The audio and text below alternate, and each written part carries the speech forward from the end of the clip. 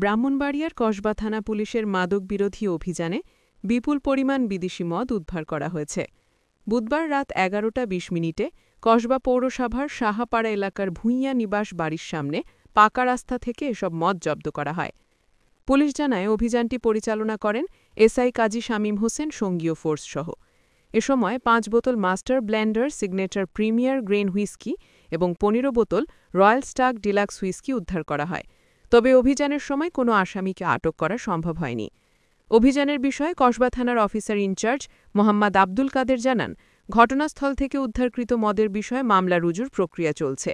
এদিকে ব্রাহ্মণবাড়িয়ার police super এহেতে শামুল হকের নির্দেশনা, কসবা সার্কেলের সহকারী পুলিশ সুপার মোহাম্মদ আতিকুর রহমানের তদারকি এবং কসবা থানা পুলিশের সার্বিক তত্ত্বাবধানে এই অভিযান পরিচালিত হয়।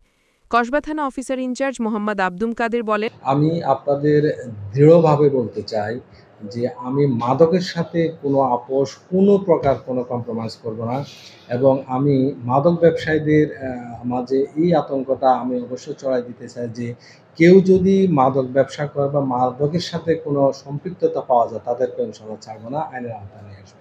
হৃদয়ের কসবা টিভির সাথে থাকুন। কেটিভিকে লাইক, শেয়ার, কমেন্ট করুন।